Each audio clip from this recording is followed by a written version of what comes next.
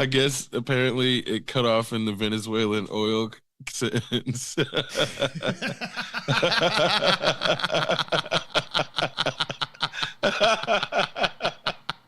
Because she said she could hear both of us at first just I fine. think we might be back.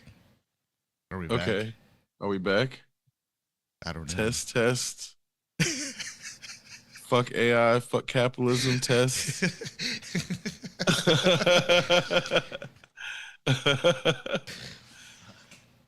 Oh man. Yeah, I just love dropping fuck AI and shit now. Just just because that's necessary. Yeah, this is definitely working. Okay, we're back. It rejected the previous stream key for whatever reason. I had to generate a new one. It wouldn't automatically detect it. I had to like actually go and manually plug everything in. It was real weird. Hmm. So that could actually be an OBS issue because I probably have an ancient version of OBS that I haven't updated in like. Oh shit. Hold on. Do you have an NVIDIA? No, I'm running this on Intel integrated graphics. Oh, okay.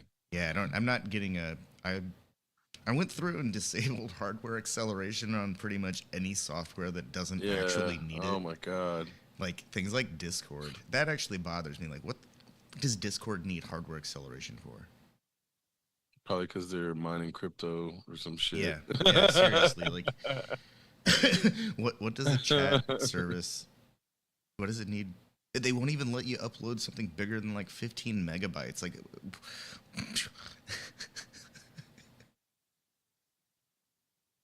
and it asks you if you want to look through like at videos through an external browser. Typically, like, why even tempt fate with anything like that? I think that's actually one of those things that this is like highlighting the one of the issues that we face is that like I've had this the system that we run the show off of, this broadcast system, for the past several years, and it remains largely unchanged. It runs one, two, three, four pieces of software regularly. You know, Chrome, the audio interface control software, OBS, the spinning globe software. Um, that's it. Like I don't ask a lot of this computer. It runs, a couple of browser sessions, and two of those browser sessions don't do anything. One of them is just a clock, and everything has been running pretty smoothly, or had been, and then we had a little hiatus, and now things like the Weather Channel bog down this system. What is the Weather Channel doing in real time that it needs to take over an entire browser session? Like, That's insane. seriously, what could possibly be so important that they couldn't just have like a banner that says, "Hey, you guys got some critical weather updates or warnings. Look at this thing now." No, they've got to have some video of some flood on repeat, endlessly cycling. Like, why should I spend processing time on that? If I haven't clicked on it in the first 10 seconds, I'm definitely never going to click on it. They should know this. This is like interneting basics. Well, it's like everything has gotten worse in the last 10 months in a trajectory that is much more pronounced than how bad things were getting before that 10 months. And not to say that everything happened that has happened in those 10 months is because of AI, but a lot of it is because of AI being integrated in places. And see seeing how quickly everything falls apart, um, I'm I'm not only not scared of Skynet, I'm just at this point sick of people doom doom apocalypse projecting about what AI is gonna do. Like, man, it can't even fucking get the number of R's in strawberry right. Like, it's not about to destroy the. I mean, it's gonna destroy the economy through fucking negligence and people trying to use it, but it's not because of some nefarious AI plan. it's so bad. I'm I'm generally not this against new technology. Um, I'm not against new and technology. I'm against like a culture of technology users who are so like just like brain dead. that's a huge part of it. Like how the hell can you, we're given the a tool that possesses the like that can access the sum total of human knowledge and present it in a consumable way and but it can't. no, It no, I'm can't not do talking. I'm that. not even talking about that. I'm talking about like just Google, Google Scholar. Well, but even yeah, and that's part of like But we can't even. That's not the first stuff that comes up. It's like 20 lists of things that sell you the best version of this thing. it's like everyone has access to the ocean and anybody could go fish at any time, but you don't everyone doesn't know how to fucking catch a giant tuna and Yeah. what to do with a giant tuna, let alone like so there people could live in a subsistent manner by go hunting in areas where it's legal and doing it at times where you're not going to hit anybody like 3 or 4 in the morning. Do it, and it's possible where I had a friend when he was alive. He would kill a couple deer every year, butcher them, and fucking. He brag about, oh, I fill my freezer with 10 cents worth of bullets, and I'm like, yeah, that's how you could do it if people were really about their shit. Meanwhile, that motherfucker was a vegetarian for like over a decade. So he went from vegetarian to killing and butchering his own meat in a way where I'm like, it's possible if people want to actually. I mean, that's also a really flawed like reflection on the economics of getting a deer. There's acquiring a rifle. There is Right, right. I there's mean, like an there, yeah, incredible there's amount of. an I think one would have to harvest like he had thousands been of deer to be able to get the price per deer down to like into the less than $1 range. not really in that if you market if you price the meat that you get per kill out based on what it would have gone out at market price, it just takes like 3 or 4 deer to get the cost of the gun back. And the cost, like once you've killed like 3 or 4 deer, like that amount of venison at market value is way more than. Yeah, but there's also a considerable amount of time that goes into that. There's a lot of like prep and like off-season I mean, preparation. There's a valuing of time that also has to be factored into this. which Otherwise, is it's why, and at 3 or 4 in the morning, you're not the only thing you're doing with that time is sleeping. So it's like realistically, I don't disagree with those assessments. It's more so you can't go hunting in like prime business hours. It's just not something you can do. well, I mean, And then like you can, but the deer I are mean, asleep. You're not yeah, gonna find exactly. them. So you could, you're just not going to be successful. And so the people do it, and like that day's not done for them. They're going to go fucking eat breakfast or like do something and then butcher that shit and then like not just go back to sleep. So it's not the subsistence life because those people are like chopping their own wood and fucking, they're spending a lot of time burning calories and in the process they're fixing their own tools. So yeah, the tools have a cost barrier, but it pays back so fast because that's where again, seeing how much venison he had from like one deer, it's like yeah, if you just value it at the sense of I mean, like the initial cost alone, just to go, you're gonna spend 400 five hundred well, dollars on a rifle, another 100 maybe $200 on your optics, another just a single box of ammo for like a reasonable medium size game, you're still But looking at like venison, $20 to $30 a box. that's all true, but venison is so expensive. It's like they don't even sell it by the pound most of the time. It's usually sold in 10 to 12 ounce, eight, I mean, almost 8 to 12 ounce increments. Yeah, And then you I wouldn't can, even look at venison in the store.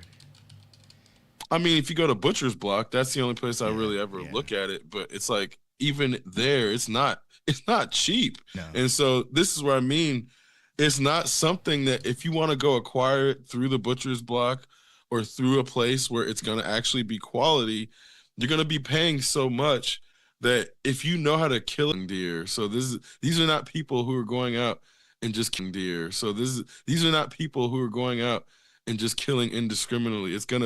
They're gonna, like you said, it takes time, mainly because they're gonna wait for something that makes it worth actually like going through the process of butchering. So on the one hand, it's not something that somebody who has a 9 to 5 job could go do casually, and it would take a lot of prep, and it would take time, and it would put them in a place where they'd have to like have multiple days of recovery. But even then, if they had the freezer to take care of it, and they found somewhere that made it so that it made their trip worth it, so it was like some licenses you can only kill so many at a time, and if you only have one license, yeah, it's not really worth it to drive, stay overnight, spend money for a hotel if you can't camp out. Like in many cases, it wouldn't be worth it for someone to go hunt within their limit, and that's where the grocery is. It's much more subsistent for most people who live And if you've got in the land, if you've got city. private land, then it's actually very reasonable. That the Um, person I was talking about had a huge yeah. plot, If so you that's don't, where it's like if you've he got didn't a have to go anywhere. He yeah, just sat on his if back you're just porch. set up and you've got like a food plot that's ready to go, and you've got like deer traffic, like regular deer traffic, and you can, it's predictable. That's why they call it harvesting. But hunting on private or public land is one of those, like, you know, actually even private land is not guaranteed. I think Sheila's sister's boyfriend like he had to hunt out of state, so he got a Kentucky license and went to some private land and spent 3 days and $1,000. And when we talked to him, he was complaining. Right, because then That's a on those types, you might have a limit of how many pounds you can get and haul, and then it's like, oh shit, it's not worth $1,000. I think the out of state tag that he got was like for one deer. Oh God, and that's definitely not worth it. So No, it's that's like yeah, I think so like right there, it's like $260, I think, or maybe he had a multiple deer tag license, but it's still like it's like almost $300. I think I'm pretty sure last time I looked for non-residents in Kentucky, and Indiana's no better. Like for out-of-state hunters, Indiana's like got lots of opportunities, but in most cases, it's more. It just makes more sense for people to hunt like deer in their own state, just because of the way the licensing works.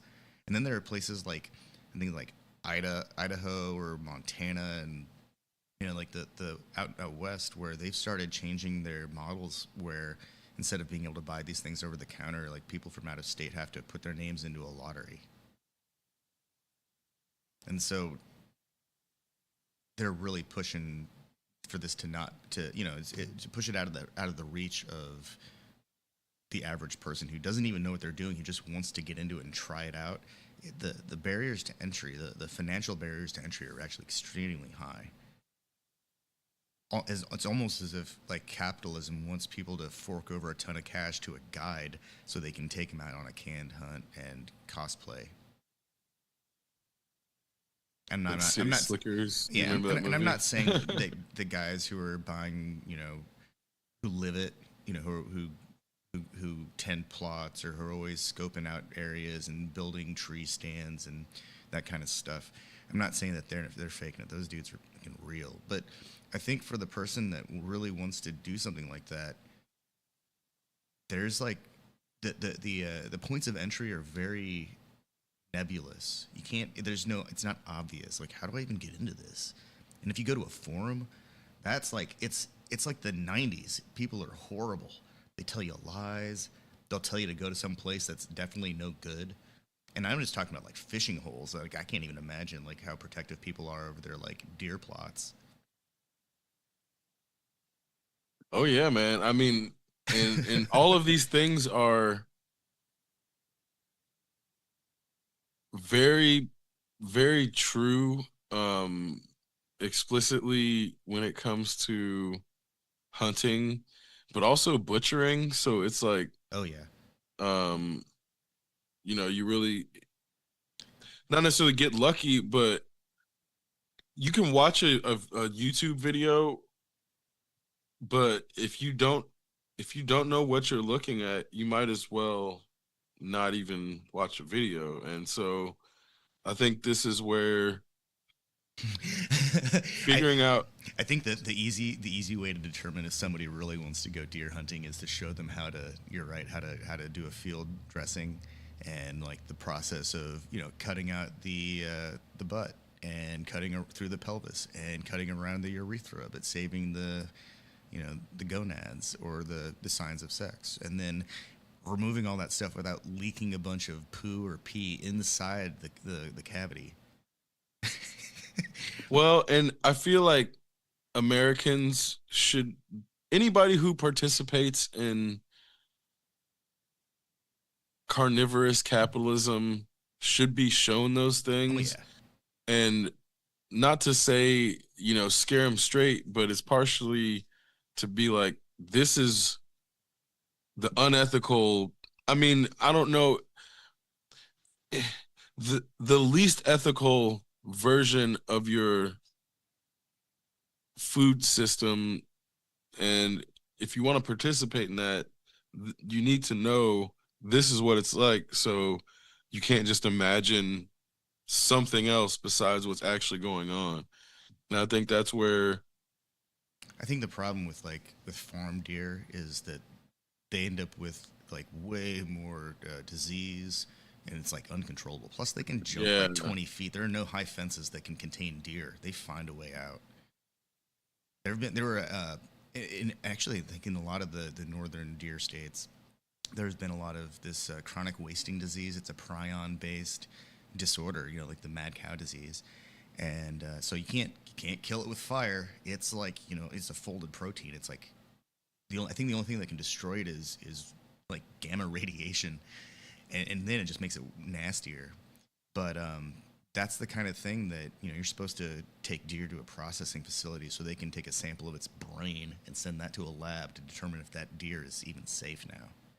Because there have been so many cases of like high density deer populations getting infected, and then they'll leave the infected behind, but those deer just keep spreading shit. And then there are other ones like no no there's a hemorrhagic fever that some deer get. I can't remember the name of it, but it's they just stand around and drool and start bleeding out of their orifice, like all of the orifice. And that's another issue of like deer density. And so on some level, like, yeah, you gotta have some kind of big air quotes conservation effort to keep deer populations in check so they don't spread disease, but can't farm them. They just escape. right. Uh, It's a, it's sounds like, it's a tough equation. Like if you want to eat venison because it's delicious and really low fat, and then you got to put a lot of effort into it. I've only ever been lucky enough to know people who were kind enough to share their venison with me. So, but I also see how much they spend on that stuff. Like, I thought duck hunting was expensive. Man, deer hunting is like real expensive. Well, and again, yeah, it's like the further you go from the woods and live, the more expensive that particular Yeah, thing yeah, becomes, which is where subsistence in a city looks different. That doesn't involve hunting. It involves vertical gardening and it involves microgreens and shit like that. So yeah. it's not, subsistence looks different depending on where one lives, which should be obvious.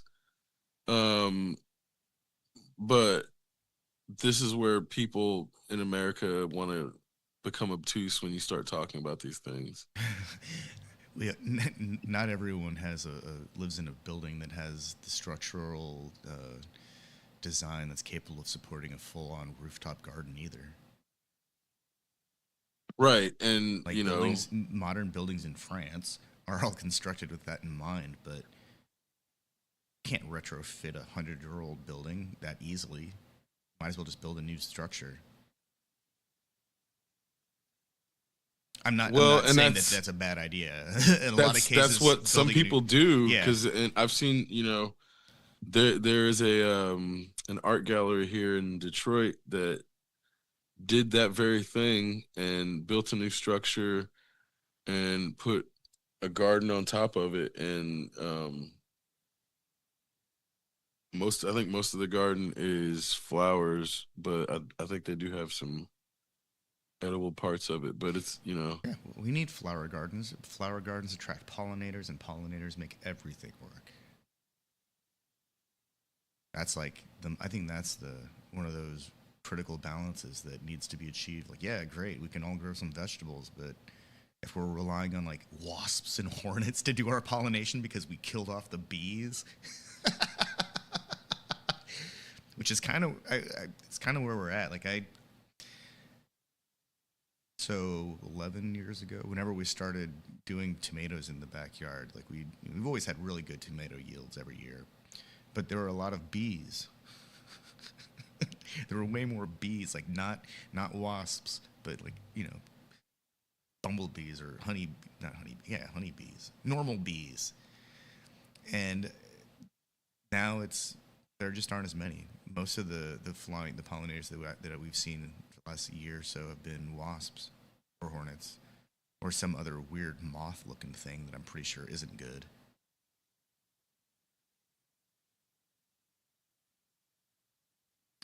That's that's the thing. I think I'm pretty sure insects are like sensitive to their environments. oh yeah, So definitely. like Definitely. if we got animal or critters that are like sensitive to minor changes in the quality of the local atmosphere, like that's I don't know, it's going to be difficult to it's got to be really difficult to encourage pollinating insects into cities, into urban environments. Plus, with the tendency of humans to spray things with insect repellents or just pure pesticides.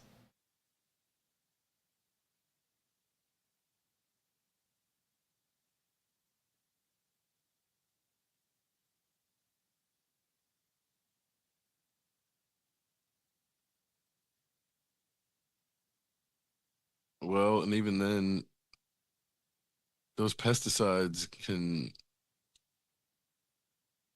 have invisible, allergens that they're carrying. So it, I couldn't eat pineapple for a long time just because the pesticide they were using fucked me up. It would make my face swell up.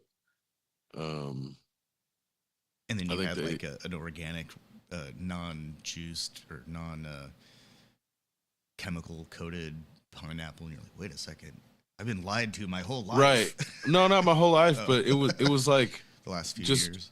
yeah. It was probably between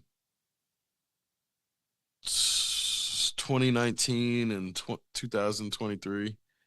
Um, it would like make my face swell up in a way where I'm like, I thought I had developed an allergy to pineapple, but then I realized it was the pesticide they were using. In that, I would try the pineapple juice, and by then it must have been strained out or something, or filtered out in a way that it was low enough levels that it didn't cause a reaction. But yeah. There was a shortage of pineapples in 2019, and as a result, it was in Australia, and as a result, the other pineapple producing regions had to um, take efforts to improve the security of their yields. So Costa Rica got under fire for using a bunch of pesticides that went downstream and affected local populations. And See, that's where I didn't even know that happened. I just know I just learned this, so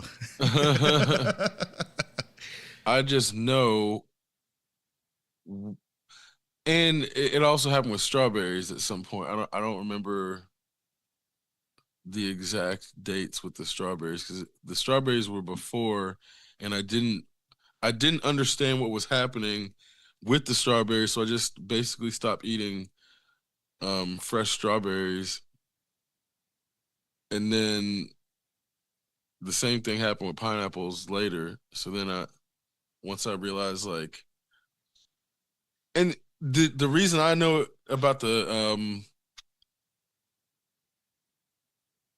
pesticide was because farmers in the people harvesting and farming in India started getting fucked up from spraying the pesticides on pineapples, and that's the only thing I've found out about where I'm like, oh, if it's like some shit that's making them swell up and it's giving them the same symptoms as I'm getting, and they're not even ingesting it, then it's like the pesticide and not the pineapple.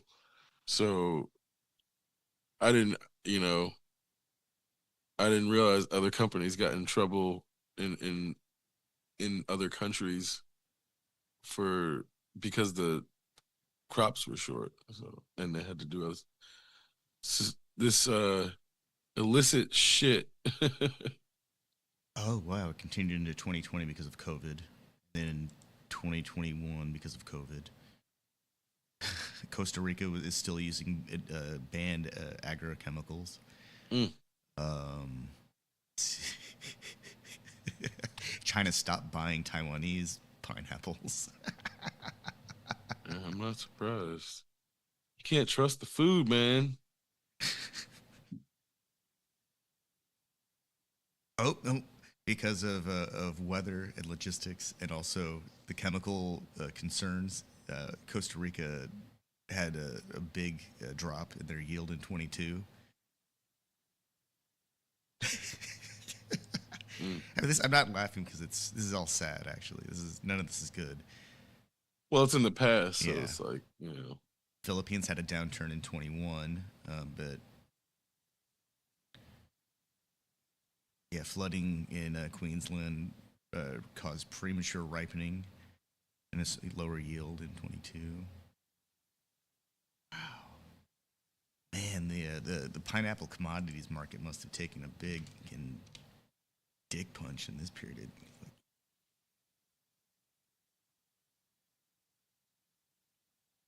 Oh, it looks like by 23 everything's kind of back to normal.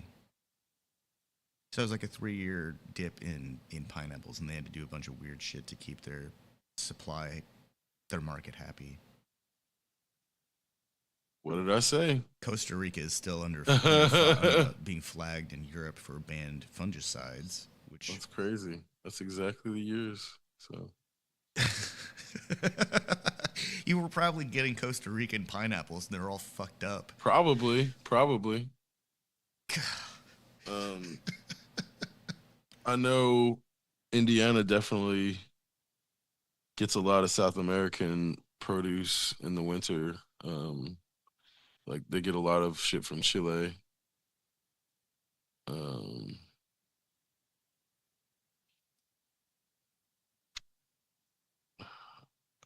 Yeah, they're in Argentina. Yeah. the outlook for 2025 is a gap in total production from early 20 to September till the end of October. So there actually is a pineapple shortage right now.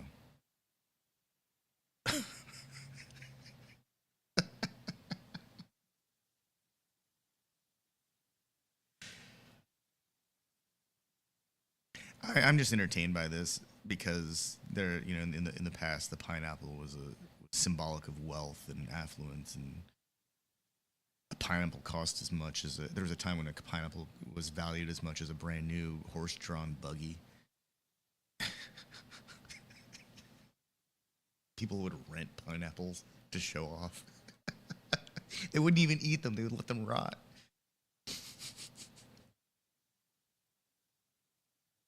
That's the exact type of shit that should make people not want to be part of affluent culture. Yeah. Like, what do you mean you're not going to eat it? What's wrong with it? What's wrong with you? Well, in that, I remember as a child, the notion of having a mansion and like a yacht and like a bunch of vehicles and a bunch of excess, that stuff all sounds cool and seems cool. But then once you learn about maintenance, Seriously. maintenance makes all of that shit quickly lose its appeal in that it's like, man, I don't want to deal with anything that breaks down. And then dealing with it is I only want to deal with that it's stuff if like I can actually do something about it. Like right. if it's But that's always the issue. like That's what I was about to say is I don't want a then every spaceship. time it happens, it's is this fixable? Every time. And it's not always the answer is not always yes. And that's what really the more things you have and the more moving it don't even have to be moving parts. The more space and matter one acquires, the more things can fall apart in ways that cannot be repaired when you're like, oh shit, this house has black mold now. Like shit like that where, you know, man, I know exactly how that feels because I'm a pretty handy person. I can fix most things, but there was a problem with the windowsill in for my bathroom that required calling up our handy guy that fixes stuff that's beyond our skill sets. And he like this is a guy that grew up. Or his dad was a contractor. He grew up fixing houses, and so it's funny every time he's come over. I've asked him, so what era of construction is this from? Like what era of housing of framing techniques is this part of? And he just has a laugh about it. But that's a reality. Like I want a boat. I want to go fishing. But I don't want something that I can't actually tend to. And so there's a whole like list of limiting factors. Like, do I really want to learn how to do fiberglass? Fuck no. I want to breathe that shit. But like aluminum, that's kind of manageable. Aluminum can be welded, can be patched, as long as you don't like beat it up on a tree or a rock or something. but then you find out here's the thing about welding. When when you are a welder, you have the potential to get tiny magma hot shards Oh yeah. of metal into your skin that get embedded in your skin that basically can't necessarily be removed because of the way that they enter your skin when they're magma hot. And it's so common that when somebody's getting an MRI or an fMRI, it asks if they are welders Oh yeah.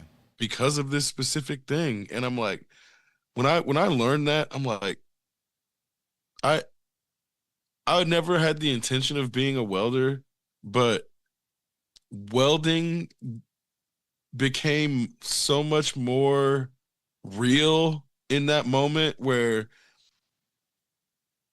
I think when people were blowing glass most of the time they weren't using cheap glass, so they weren't worried about glass exploding while it was fucking hot in Oh, their I've faces. seen glass explode.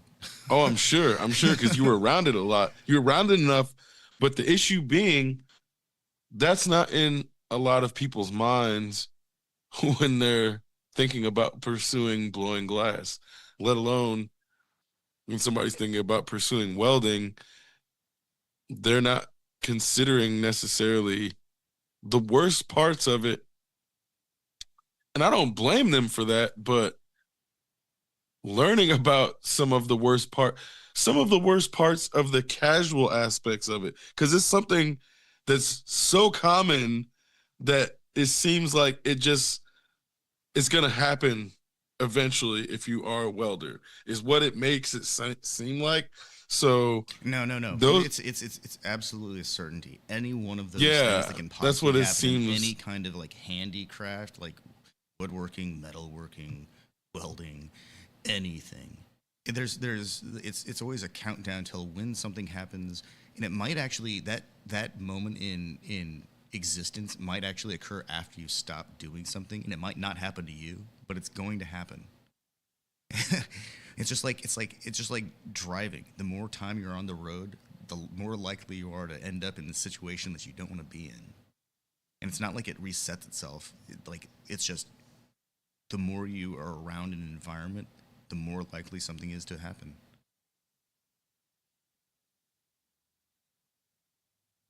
It's like when people go to a restaurant. You go enough, you're gonna eventually find the wrong dish, and that's Well, okay, here's the issue. There's the gambler's fallacy in that every time you do something, the probability is equal outcomes effectively, but you're right in that the more time spent per event, that's when the probability starts increasing. So it's like the more the more flights you take on a plane doesn't increase your likelihood oh that no, you're going to get in a plane every crash. plane has the Every same. plane, Yeah, every flight you go on has the same possibility of getting into a crash. It's also very low, but that's where, it's a factor of time. It's always a factor of time and like, exposure. Like we can in be, each event, yeah, yeah. like we can go up to cruising altitude hundreds of times, thousands of times before we're ever exposed to enough solar radiation that it's like probably gonna be meaningful. But you know, you can only go up there for so long, and that's really because most of the time that people will spend at cruising altitude is really low. I mean, even with like a lifetime worth of international flights, 10, 20 hours up in the air, like that's like per flight. That's still not enough, but like one time at like in the space station, oh man, you're definitely gonna experience that like later. It's gonna come back, and that's like a well, that's also a proximity issue.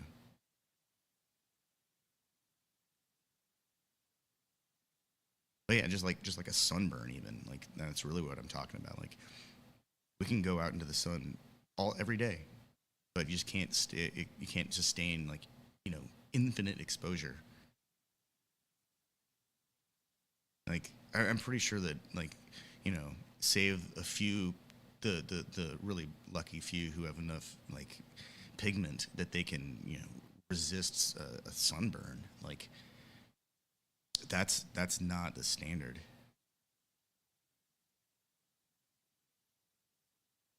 Like even dogs get sunburns, and they've got like with ones with full coats can get sunburns.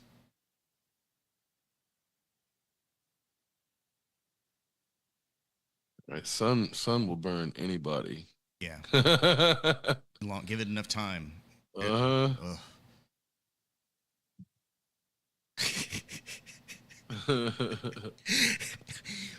Speaking of sunburns, do you remember that really absurd? I'm pretty sure it was a joke, but it was a joke that I'm pretty certain a lot of people like took to heart and tried it out. Was the whole like exposing themselves to the sun, like bending over and letting the sun kiss their brown eye. I want to believe it was a joke, but I know that there are enough people that are stupid and on the internet to see that and think it's a good idea. Like, Yeah, it was like that's one of those things where it does feel as if I don't know if it's Russian or Chinese or United States manipulation to fucking get people to do some stupid shit to see how far it will go. But that, yeah, that did feel, it felt fake. Um, and it might have been fake in that. Do you remember when they were trying to say that people were smoking bed bugs and it was actually just dabs? And it was a bunch of kids fucking with older people. No one ever, ever smoked fucking bed bugs, but there was a goddamn whole, at least 2 week period where the news was swearing up and down that kids were smoking bed bugs now. you know, Had in hindsight, shit like that, and the Tide Pods and all these really just absurd internet trends, they make 6-7 seem really tame. right? I mean, it's super tame. Like, it doesn't get much more tame than that compared to like in Tide Pods. But I don't know if the Tide Pods were real. I don't think it was real, but I don't think it was real either. I don't think it was real, but I think that it was one of those things that people thought was real, and it was one of those. It made people just go nuts. I think kids were fucking chewing nicotine chews or some shit before, or like vodka. I think there was like these vodka things, and somebody got caught, and they were like, "Oh, this is a Tide Pod challenge," and it probably got out of control, and somebody never figured out that the actual start was tricking somebody's parent. Because, bro, I remember, I swear to Christ, this happened when I must have been 15 years old. One of our mutual friends, their mom walked out on me smoking a bowl because we all thought they were gone. So I was sitting by their pool smoking a bowl. She comes back and she's like, "So what are you doing?" And I'm like, "Oh, this is like ecstasy, but like herbal ecstasy. It's this thing people smoke when they're trying to quit smoking weed." And she's like, "Oh, really?" And she comes over and like looks in the bag, and I'm like, "Oh fuck, oh fuck, I'm busted." And I'm like, "Oh, your son would never let me smoke weed. He's very against that type of thing." And she's like, "Okay, well, you be good and go on about your day." And I'm like, "Did that really just work? Did that?" And I'm just waiting for her to be like, "No, okay, you think gonna get one over on me?" And I'm like waiting and waiting and waiting, and she never comes back. And it was one of those things where I didn't do it to. It wasn't like trying to be manipulative. It was like just a snap reflex thing where I'm like, "Oh shit, I'm not trying to fucking get in trouble when I'm just smoking a bowl in my friend's backyard and he's upstairs taking a shower, and like now I have to deal with his mom. So I'm not trying to get in trouble. I'm not trying to get him in trouble." And so it was one of those things where I'm like, it wasn't meant to make her be like appear to be stupid, or I wasn't trying to like make her feel stupid. I was just trying not to get in trouble. But in that moment, I'm like, people ha- when it comes to weed, people don't know a lot and they don't know what they're looking at. And so there was another time where we were in a restaurant and we were smoking inside because we were fucking dumb kids. And I basically did the same thing, and it almost worked, except for the friend started laughing because it was working. So I'm like, because it had worked with his mom, I tried it again. And if he had not started laughing, it would have worked. So this is also where adults will be so disconnected from kids and whatever kids are doing, and like they will look at dabs and fucking wax and be like, "Oh, this is bed bugs because some kid told them so." And they're not about to go out and smoke it. They're not about to go research it. So they just kind of have to take the word for it. And seeing it firsthand, I understand how it snowballs, but then now seeing the news stories, that's where half the time I'm like, "Oh, this is some bullshit." Like the fucking whenever people were smoking kratom and air quote becoming zombies, I'm like, this is a fucking bullshit Uh, news story. This is bullshit. 100% bullshit. That's not what happened. Somebody's face probably got bit, but it wasn't the drugs. That's not what happened. So yeah. it made me a lot more literate in how to interpret news stories about behavior, especially when it's behavior of teenagers. Um, do you remember when the teenagers were milk jugging?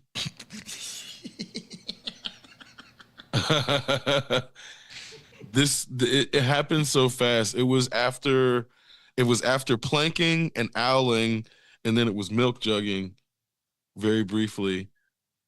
Um, Regardless, one day it was no, it wasn't one day. It was Thanksgiving explicitly. My cousin was 13, and I asked him in front of my dad, who was using this milk jugging as like an example of kids just being stupid. And I'm like, they're just fucking with you. I mean, I didn't say it that way. I'm like, they're